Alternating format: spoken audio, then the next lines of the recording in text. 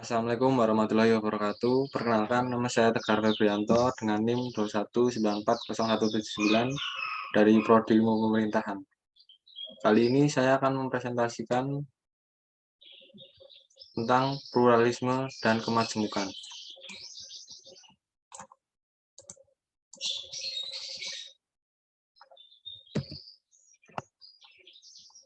Pluralisme merupakan konsep keseimbangan yang memelihara hubungan kebersamaan atau pluralitas serta memelihara perbedaan melalui faktor atau kesamaan, pengikat, dan kesatuan. Menurut Smith 1969, konsep keseimbangan sebagai penggabungan kesatuan-kesatuan sosial yang berbeda dalam suatu masyarakat politik. Menurut Furnival tahun 1967, pluralisme merujuk pada masyarakat yang terdiri dari dua elemen atau lebih, di mana elemen-elemen itu hidup sendiri-sendiri, terpilah-pilah, tanpa pembaruan dalam kesatuan politik. Gambaran pluralisme menurut Furnival mengacu pada kondisi masyarakat Indonesia zaman Hindia Belanda.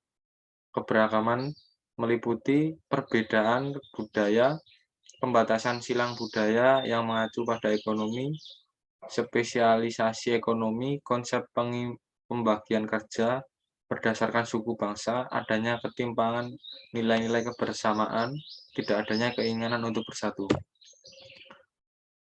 Konsep pluralitas masyarakat. Pluralitas atau kemajemukan merupakan keragaman bahasa, agama, lapisan sosial, dan kasta, ras, serta kebudayaan suku bangsa. Keragaman banyak terjadi di negara berkembang, ada kalanya negara maju atau Kujoroningrat. Dari sejumlah 157 negara anggota PBB, 17 negara memiliki masyarakat yang beragam. Mayoritas negara mempunyai budaya yang sama dengan suku bangsa yang dominan. Kebersamaan bisa berpengaruh terhadap ketentraman dan keamanan nasional. Negara multi-etnik lebih sulit menjaga ketentraman dan keamanan daripada negara yang homogen.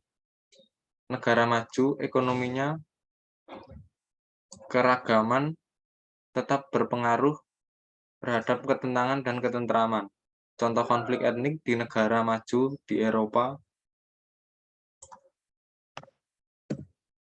Tipe masyarakat Kujoroningrat.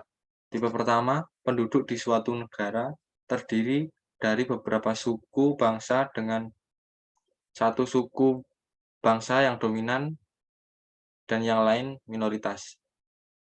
Kebudayaan suku bangsa yang dominan merupakan kebudayaan perkotaan yang berusia ratusan tahun. Sebagai contoh, negara-negara di Eropa Barat dan sebagian di Eropa Timur. Hongaria, Polandia, Rumania, dan Bulgaria.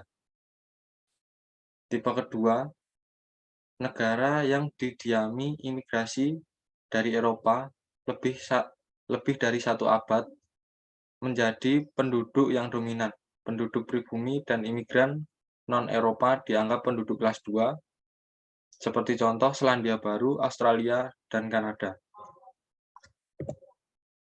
Tipe masyarakat Kujoroningrat yang ketiga, negara yang wilayahnya merupakan negara asal dari bangsa yang bermigrasi ke Eropa dan Amerika.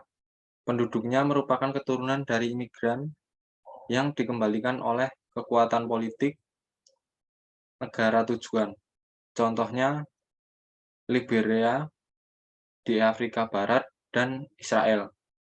Penduduk yang sudah ada lalu menjadi minoritas. Tipe keempat, negara-negara Asia Afrika yang memiliki peradaban kuno, kerajaan tradisional, sejarah panjang yang pernah dijajah Eropa Barat, seperti contohnya negara Maroko, Swazi, Kuwait, Oman, Qatar, Nepal, Laos, dan Malaysia.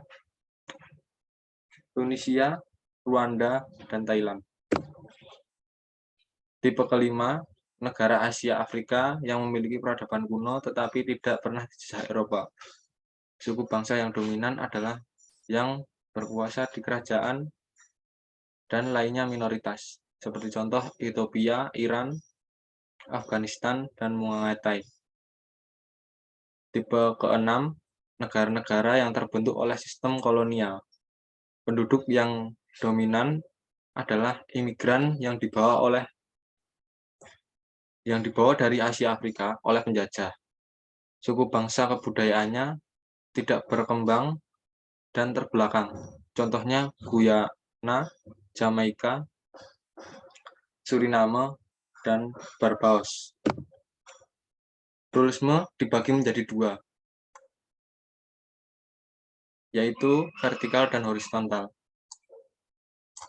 Horizontal sendiri yang dimaksud adalah pengelompokan pluralisme berdasarkan suku bangsa, agama, adat, istiadat, tradisi, dan unsur kedaerahan lainnya.